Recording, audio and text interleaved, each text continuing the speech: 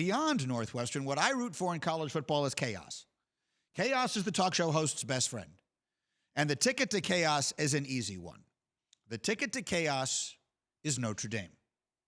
If Notre Dame, I think the world has pretty much assumed, the world is acting on the assumption that Clemson beats Notre Dame this weekend and both those teams get in, which I believe is what would happen.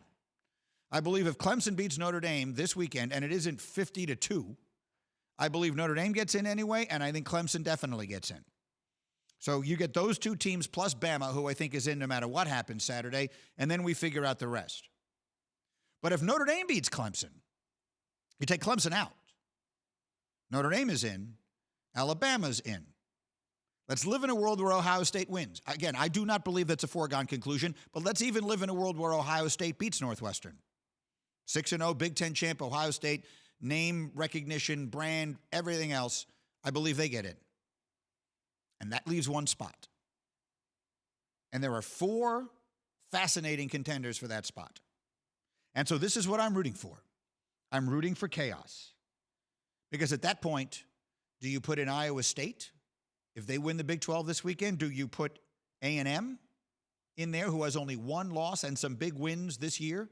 That loss, however, was by like 100 points to Alabama. Do you put in USC? The name I'm hearing all of a sudden is USC. I'm hearing the name USC left and right. I didn't hear anybody talk about USC until yesterday. Now it's all I'm hearing. Do the Trojans get in?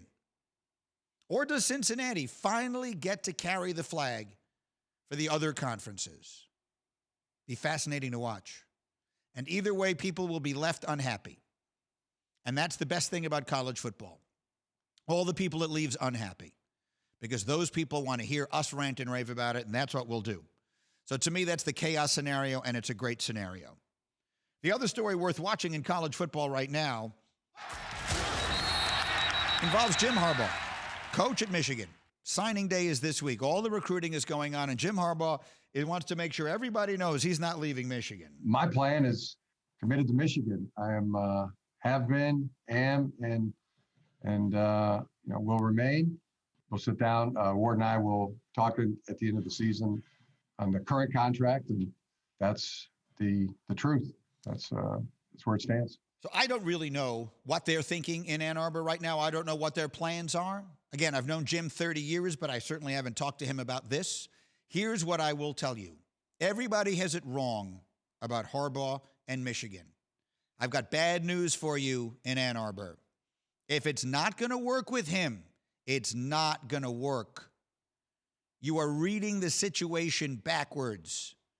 This is a Michigan problem, not a Harbaugh problem. For 2 decades before Harbaugh got there, Ohio State owned Michigan. He's having a bad year, yes, but he's not having a bad tenure. He's just not coaching Ohio State. No one is beating Ohio State. Ohio State is now in a league with Alabama and Clemson. That's their own little trio. That's the Harvard, Princeton, and Yale of college football. No one is infiltrating that. And if you think that getting rid of Jim Harbaugh, a Michigan man with a proven track record of success and passion for the school and the program, if you think getting rid of him gets you closer to Ohio State, I'm here to tell you you're wrong. I'm here to tell you you're wrong. Now, I don't know if Jim wants to stay. I don't know what he wants to do. Again, I haven't talked to him about it. But I'm telling you right now, if you're in a hurry to race, to rush, to usher Jim Harbaugh out of Ann Arbor, you're looking at the situation backwards. Thank you for watching ESPN on YouTube. For live streaming sports and premium content, subscribe to ESPN+.